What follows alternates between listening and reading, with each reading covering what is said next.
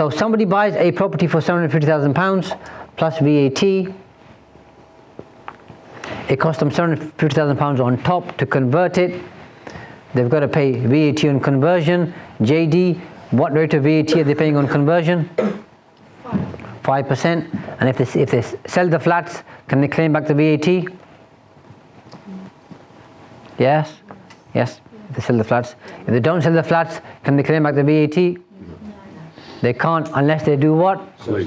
Have a lease. So what's service accommodation? 21 years. Yeah, of longer than 21 years. Okay, so that's that bit covered. Otherwise, no reclaim unless you've got the lease. So we've already covered this. So let's look at a scenario. Husband and wife buy a property through an LLP to rent out. They obtain planning permission. And when you obtain planning permission, what happens to the value of a property or land? Generally speaking, goes up. Okay, and they incorporate when it's worth £1.5 million. Then they rent it out as serviced accommodation for a short while in this particular scenario, and then they claim capital allowances on the purchase price and the refurb. So whenever you're buying commercial property, always make sure, and Pete and Oliver kind of know this because we talked about it a bit on Monday evening, make sure that you look at the capital allowances. And when your solicitor does the commercial property standard inquiries, you've got to make sure you leave flexibility in there to negotiate this. Because if they agree to a figure of 0 or nil, it's harder for you to claim. So at that point, you say to your solicitor, I'm going to speak to a tax person and come back to you with capital allowances and leave this open so we can have that conversation. When you say this open, what open? A section? The capital allowances element. So you don't fix it and say we're going to do a survey of the property, work out what we can claim, and then work out what we can have in the agreement. Yeah. Most lawyers end up putting NA, 0 or nil. That just makes it harder. Whilst on the subject of capital allowances, is it 20% of the purchase price? And there's no percent. There's no. That's all made up stuff. To some extent, based on people's experience. So in this room here, what do you think may qualify for capital allowances? Lights, switches, air conditioning units. Yeah. Speakers. Flooring. Furniture. Speakers are movable, so no. Boilers. They're built in. Kitchen. Yes. Yeah. So all that type of stuff, sockets, okay, you can claim capital allowances on. So it can't be a fixed percentage because different buildings have different items in them. Yeah. So it depends on what they are. Now, generally speaking, some people will say to you, you can claim 20%, some will say to you 30%. What they're saying is, that's what, on average, a claim ends up being. But that doesn't mean that's what the figure is going to be for you on a particular building, because it depends what's in there. Mm-hmm. Yeah? Do we have to have a capital specialist in, capital allowance specialist in? Yeah, because otherwise they won't be able to work it out for you. And do you know what the rough charges of that is? They usually take a percentage of the back of it. What's normal? Yeah. 2 to 5%. 2 to 5. Yeah. So call it 3.5. Mm-hmm. Okay. Yep. So in this particular scenario, and then, so bought the property for 750, refurb 750, sold it for 2.25 million, so made £750,000 profit. So we've already covered the SDLT and the saving, but by saying to JD, you can either do a transfer going concern or a VAT 1614D. If you do that, we've said you save on the SDLT, and obviously you also save on paying any interest on the VAT element, because generally speaking, when you buy a property, you get a loan from a bank or a third-party lender, and if you need the VAT to be funded, you've got to pay interest on that too, and a further arrangement fee. So if you can avoid paying the VAT element, you've got the interest saving as well. So this person saved £4,500 by doing that. They incorporated their, so they got the capital allowances. In this particular case, they worked out to be £450,000, which is on the purchase plus the refurb. So remember, if you're running service accommodation, you get 2 bites of the cherry, Dan. One on the purchase When you do the refurb, you've got new equipment, so you get further capital allowances. So in this case here, it worked out to be £450,000 in terms of value. That in terms of tax saving at 19% gives you £85,500. And then they saved on the corporation tax, because when you move your property from your own name, Oliver and Pete, into a limited company, and let's say you bought the property for 750 grand some time ago, and when you incorporate and move it into a limited company, what becomes the new base cost or the purchase price of that property? Do you remember from Monday? When we did What is valued at time? at the time. Corporate, yeah. Yeah. So the beauty here is, if you have a property worth £1 million, or let's say you've got a property with a £1 million gain, because you bought it for 500 grand, it's now worth 1.5 million in your own name, so you've got a £1 million gain. Okay, if you sell that, you've got to pay income tax, capital gains tax, like we covered with our friend over here. It doesn't apply if you move into a limited company, because companies don't pay capital gains tax, companies pay corporation tax. Yeah, but because you move the property from your own names into a limited company, you have an uplift in the base cost, which means when the property moves into a limited company, the purchase price, although it's not been purchased because you use your transfer, but we call it base cost for tax purposes. The base cost today is 1.5 million.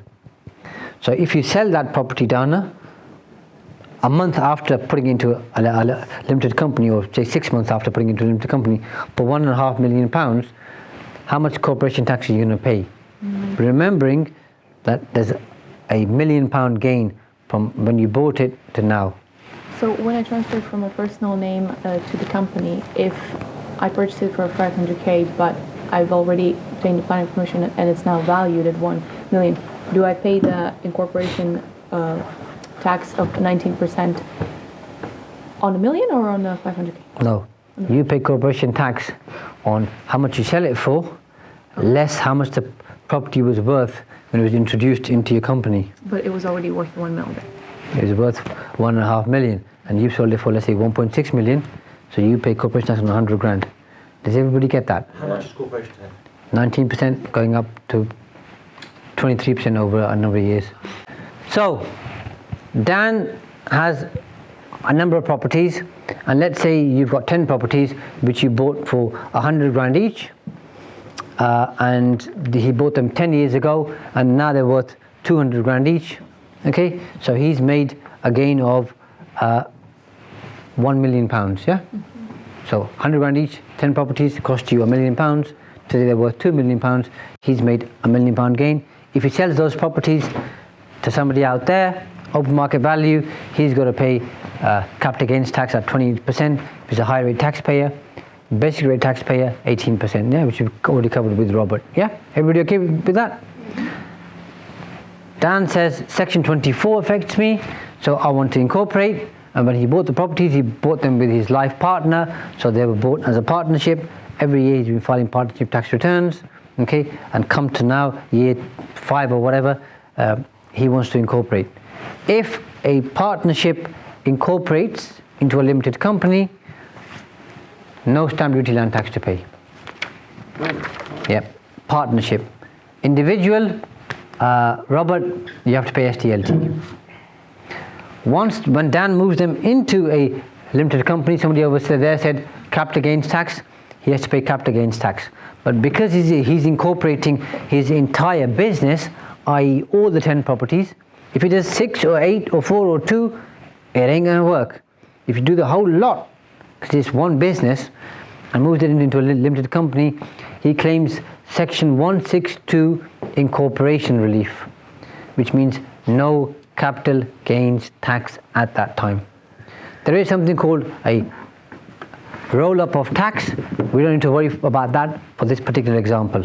So he moves all his properties into a limited company. They're over here now. Okay, he refinances because the loan is in the name of a company. If he then sells those properties one by one from the limited company, the purchase price for his purposes, which is called base cost really, is 200 grand. So that will be his cost. If he sells them for 250 grand, he only pays corporation tax on the 50 grand uplift. So he saved tax on that first £1 million. If he sells the shares, as in the entire company, then the scenario is different. That's when the roll-up capital gains comes into it, but he's not going to do that because he wants to sell them one by one over a number of years. The only problem he's got, or a challenge he's got, if he sells them individually, he pays capital gains tax. The net amount is sat in his bank account. He can do what he likes with it. Okay, pay for his mortgage, go on holiday, do what he likes. If he sells it in a company, the money stuck in a company. Now, if he wants to take the money out personally, he's got to pay income tax on the salary, dividend, or distribution. But he may not wish to do that because he may want to move away from property and invest in something else through the company, earn income, and then take that out. Does that make sense? So Joel, Dawn, and then Pete. Just a quick one. When you say purchasing a partnership, you're talking about an LLP and then... No, there's two forms of partnership, yeah. LLP or a standard unincorporated partnership, which is 2 or more individuals. Or it could be, or it could be an individual and a limited company, which is called a mixed partnership. And so it's when you transfer from any partnership into or when you incorporate it from any partnership into a limited company. Okay. Yep. Dawn? So mine's a very similar question, but just an exact scenario that I've got. Yep. So you've got one property that is owned with me and my partner, not an LLP, just we bought it between us. Yep. And we've got a limited company for the other properties, so we could incorporate that one house, which is the only one that, apart from our residential, that's the only property we own in our own names. We could incorporate that and put it into the limited. But you can't claim Section 162 incorporation relief, because to claim Section 162 incorporation relief, you have to demonstrate you have a business. To have a business, at the moment, the main case is called the Elizabeth Moyne Ramsey case, which went to tribunal, and Miss Ramsey spent 20 hours working in her business and had 10 flats or 10 flats. So, and the judge at the tribunal said, just because she has a certain number of properties doesn't mean it's not a business. It is a business, and therefore she can claim Section 162 incorporation relief. If you have one property, you'd struggle to demonstrate it's a business, simply because to say you spend 20 hours looking after that business isn't going to work. With Dan's example, with 10 properties, it's easy to quantify, Dawn. So even if we've been renting that property out for the last 10 years, Yeah, they still would say it's not enough. yeah, that's right. Pete, and then we'll come to Robert. So we've got our site, and we get planning permission to put retirement homes on, say 50 units, and we do that as individuals, as private people. Once they are built, and then the whole development gets a valuation, can that be then incorporated? So then the business can sell the units off as they want, if they want to, or rent some, without having to pay. It depends on the uplift, how long it takes you to sell in the company, but yes, you can. I can see where you're going with this, and the answer is yes. But if it takes you 5 years to sell, then the properties you sell in year 4 or year 5 are going to have a bigger gain, so you'll have more capital gains or corporation tax to pay. The properties you sell within a year or 18 months of incorporating, it can be a smaller gain, so you'll have less to pay. Does that make sense? Yeah. Right. But you can, yes. Right, Okay, Robert? Do you have to demonstrate that you manage these properties yourself before you can... Ideally, because otherwise we won't meet the 20-hour rule. Right, so we have to... You can't... Not all of them, but if you're managing most of them, that would be helpful. No, but if you're not, if an agent's managing them... It's going to be difficult for us to demonstrate you're spending 20 hours. Okay. And that's the problem you're going to have. Any other questions on that? Okay, so once you've got the money in, using the example of the commercial conversion. So commercial conversions are a trading activity. Okay, because you're buying, refurbing, and then looking to sell. So let's say you've done that, using the example I shared earlier, From an LLP, you move it to a limited company. You get the gain, the benefit of the uplift in value because you've incorporated, and then you want to sell all the flats, and if you sell them in one go, for example, to one person or to 10 individuals, using the earlier example, you can then claim entrepreneurs relief by liquidating the company. I think we covered that for you earlier. But you liquidate, claim entrepreneurs relief, and only pay 10% tax and take all the money out, up to £1 million per shareholder. Does that make sense to everybody? No. What? So you've done a commercial conversion down, and you started in a partnership. You get the planning, uplift in value, then you incorporate. So the value of the land is higher now, or the property is higher. So you get an uplift in the base cost in the company. You then refurbish it, sell off the units, and you've got £2 million in your company. And you think, if I take all this money out myself, I've got to pay income tax, which is going to be a big figure. And let's say this you and Joel, who have gone into partnership. You then say, this is the only deal we're doing for the time being. You can liquidate the company, claim entrepreneurs relief, take up the £1 million each, only pay 10% tax. So you get 900 grand each, okay? However, you then can't do the same business for the next 2 years. So you do this when you're looking to move on to do something else. Can't be really the same. How much the same? No, if you're doing anything that's like commercial conversions or linked to property, you can't do it again. And the challenge you've got is, even if you want to do it again, if you used up your £1 million allowance, there's no benefit. So if it's 250 grand, for example, you've got 750 to go out in the future. Yeah. Mark. Does that liquidation include just liquidating SPVs? So if you go into a JV, let's say BNP go into a JV, create an SPV, sell his business, and then we can't do anything for 2 years. In that sector. In that sector. Yeah. Even if it was an SPV that we liquidated. No, you can go into that sector, okay, after 2 years. After 2 years. Yeah. Because what used to happen was people used to liquidate, claim entrepreneurs relief, and then lo and behold, 2 months later, there's a new company opened up, okay, and they're doing the same thing again, okay. Is that just limited with if you're working with the same person, or is it to do with the business? So to do with the business sector. Okay. Because it stops you. I couldn't go and work with somebody else and do the same. No. So is it 2 years from when you start the project, or when you liquidate the project, from the end or from the start of the project? From when you liquidate. Yep. Was that up to 10, wasn't it 10 million at one time? Yes, it was 10 million about 2 years ago. And they brought it down to 1, haven't they? They brought it down to £1 million. Yeah. I've claimed it once, you see. Yeah.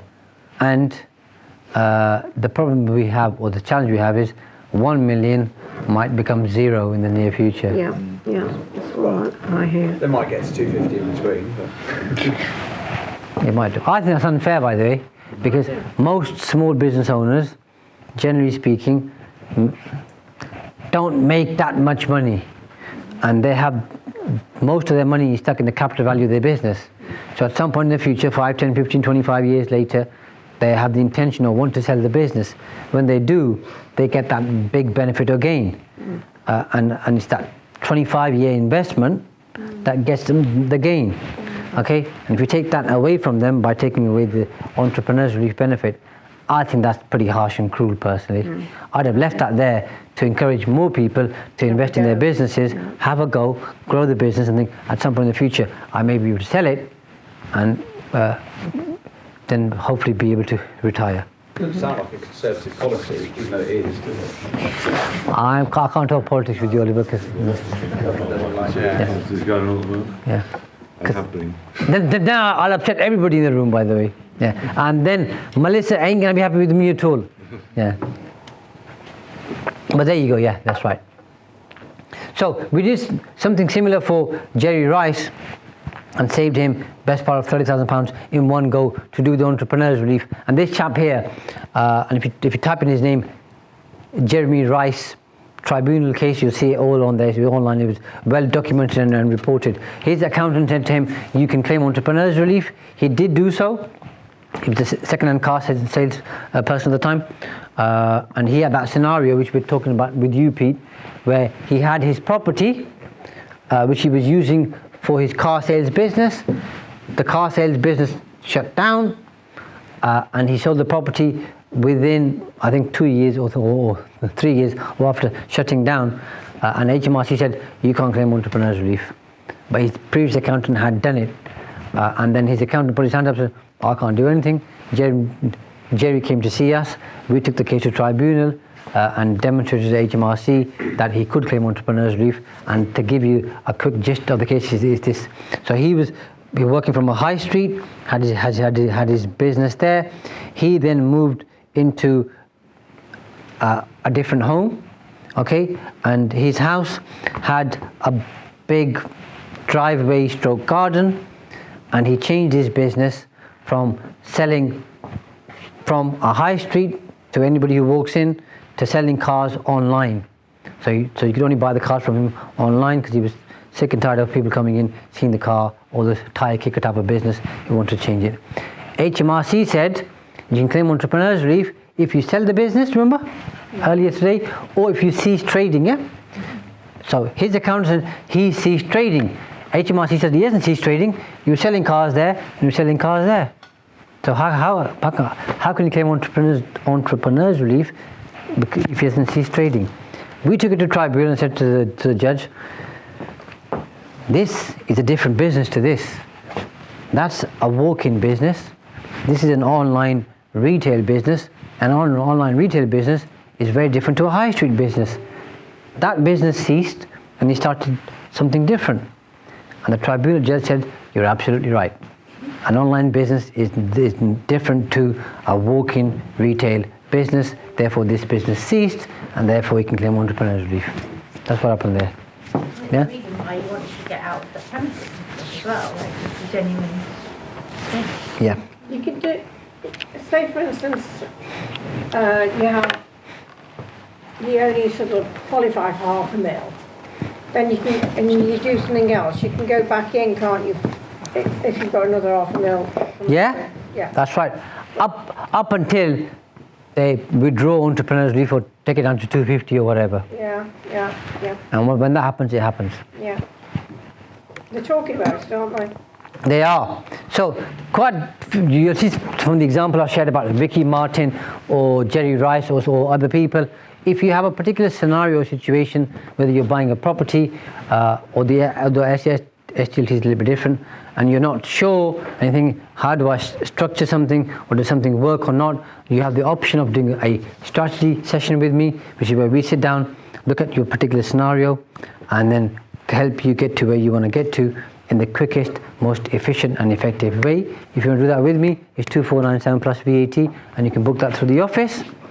If you want to do it with one of my team members who are also experienced, they'll do a similar job for you for 1497 plus VAT. So this could be anything, by the way, from is my business structure correct, to, for example, how do I get to a stage, I know we talked about it briefly, to get my business from an HMO to service to accommodation, or anything else that we've talked about today, or anything we haven't talked about today, could be in IHT or something else.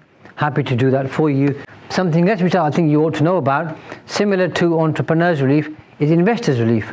This is when you go out and ask somebody to invest in your property business. It cannot be an investment business, has to be a trading business. So to keep it really simple for you and link it back to over here, an investment business is, for our purposes, where you buy property like Robert, you hold on to it, you don't sell it, you rent out a property. That's an investment business. Service accommodation is treated as a trading business, as long as you meet the rules we shared earlier through Dawn, or if you're doing a bed and breakfast or a hotel. Rent to rent would be a trading business. Deal sourcing, Mark, would be a trading business. So other than holding on to property and renting it out, everything else, commercial conversion, as long as you're selling, will be a trading business. If you're doing something like that, this applies well to commercial conversions. No, HMOs are in the investment business camp. Unless it's rent to rent. Unless it's rent to rent, that's right. Because then you're charging a commission on you to some extent. So if you get money from an investor, okay, and you give them shares on day one, you can't give them shares later. So when you form the company, you have to give them shares at that time. If you form a company and 3 months later somebody comes in to give you some funds, don't use that company, form a new company and then give them shares. And it's not expensive to form a new company, by the way. Form a new company, give them shares, and then they keep their shareholding in there for 3 years. They can then, and then when that company makes profit, any profit they get on their investment, they only pay 10% tax on the value of the shares. So let's run through that example I said earlier. You've got a commercial conversion, you refurb, redevelop, you sell the units, okay? But in this particular case, let's say you sell the shares. You sell all the shares. When your investor gets the uplift in his shares, he or she only pays 10% tax, okay, on the uplift up to £10 million. So this is in line with entrepreneurs relief, but entrepreneurs relief was reduced from 10 million to £1 million. This stays at 10 million. So the benefit for you, very simply for this afternoon, is if you've got people who have got cash, who want to invest in your trading businesses, just tell them about investors relief. That's an extra Brucey bonus for them to invest with you, and they could possibly pay 10% tax on the first £10 million they make with you. Big saving. This is massive. Dana. So is that on anything they put? They don't need to sell their shares. That's just basically their investment interest income, whatever we're splitting there in that company. They're paying 10% on that. On the value of the shares, because on the profit, the company pays corporation tax, doesn't it? When they sell their shares, the value of the shares. Okay. Yeah, and that can happen because you might buy their shares, somebody else might buy their shares, or both of you might sell all the shares. Get rid of this. Yeah. Okay.